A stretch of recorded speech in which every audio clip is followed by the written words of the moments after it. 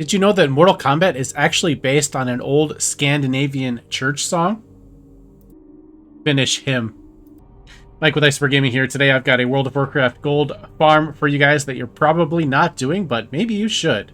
But first, a word from today's sponsor. Today's video is sponsored by Catapult and Rogue Invader by Squishy Games. Rogue Invader just put out a huge content patch and lowered the price to $9.99, which makes it an excellent time to buy. This is a 1-bit roguelite action shooter that was released on December 15th of 2021 to positive Steam reviews and great critical reviews. In Rogue Invader, you are the invader, attacking the alien horde in this genre-flipping roguelike shooter. 1-bit black and white old-school art style with modern touches and HD graphics.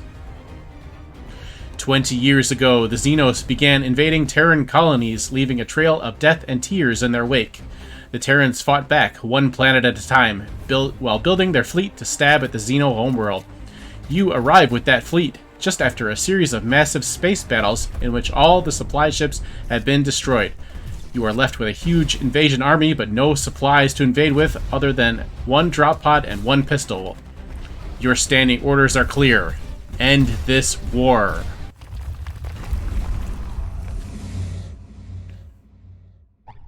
Rogue Invader, out now on Steam. Link in the description.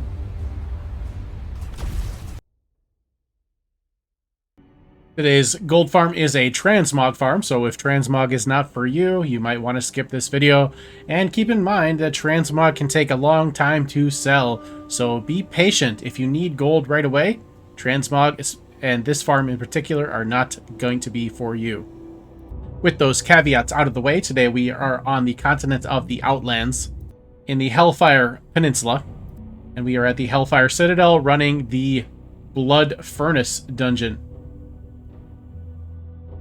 The Blood Furnace is the uppermost dungeon entrance in the Hellfire Citadel area, and it is the most western of the entrances.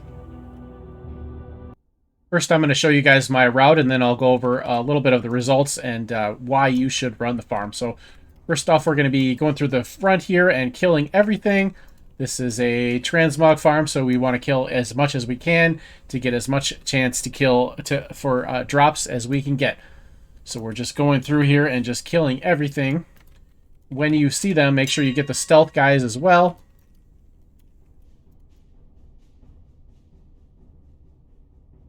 And we're just going through and killing everything. It's pretty straightforward. There is really no turns or anything.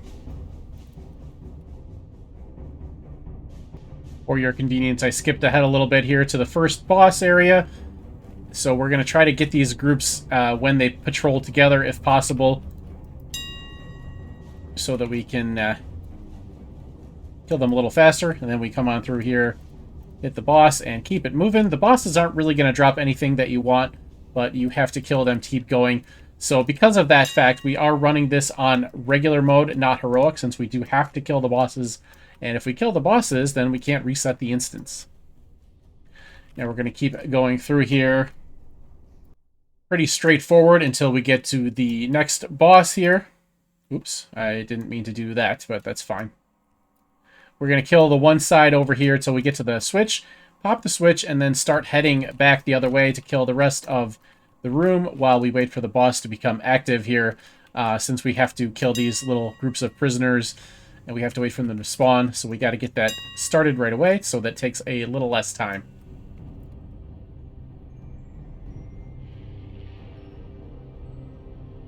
Once all those groups are down, the boss will start to come in, and we are going to go ahead and sprint on over and meet him.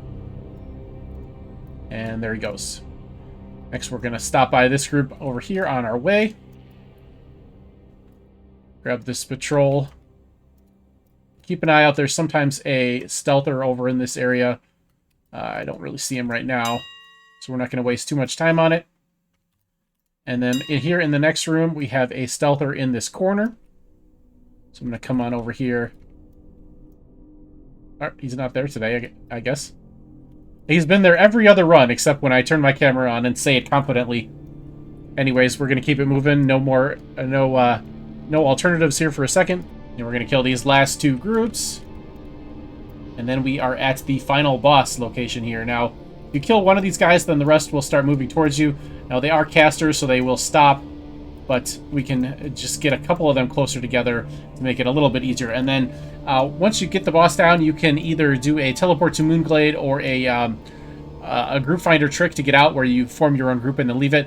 Or you can just run out real quick, because if you come down this hallway here, you get a I guess you light on fire or something. You don't take any damage, but we appear to be on fire, and you go super, super fast run buff, and you can just kind of sprint out really fast.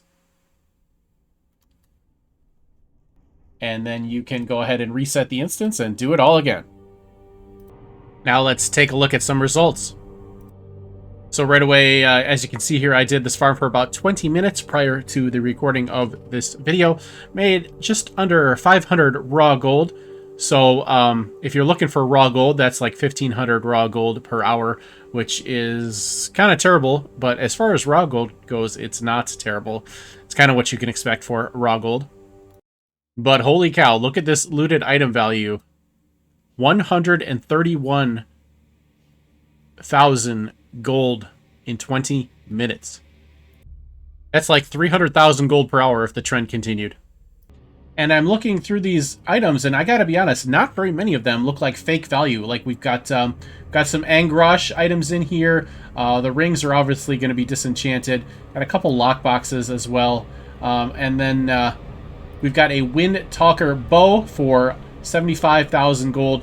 Looks like that could sell even higher than that, but we'll round it down for fairness sake. Then we've got several thousand gold pieces in here. We've got a 33,000 gold War Scythe of the Aurora. Very nice. We've got some 500 golds in here, some 300. Anything above 300 I generally try to sell. Anything below that I generally just vendor or disenchant. So some really good stuff in here. So maybe I had good luck. Maybe you won't have as good a luck as me, but if you guys have been following the channel at all, especially if you've been tuning into my live streams, you know I have notoriously terrible luck. I never get drops. So give this farm a try and let me know in the comments section how it goes for you. Thank you so much for watching. Special thank you to my YouTube members, Twitch subscribers, and viewers like you for making this channel possible. If you are enjoying the channel, if you're finding it entertaining or helpful in any way, please consider hitting the join button below the video to support the channel and become a member. Or you can subscribe to my channel on Twitch. If you can't afford either of those, you can give whatever you can through the YouTube Super Thanks and Super Chats or Twitch bits, or I have a direct PayPal link in the description. If you can't afford any of that, you can support the channel for free by clicking my Amazon affiliate link the next time you go to make an Amazon purchase, or if you have an Amazon Prime account, you can subscribe to my Twitch channel for free.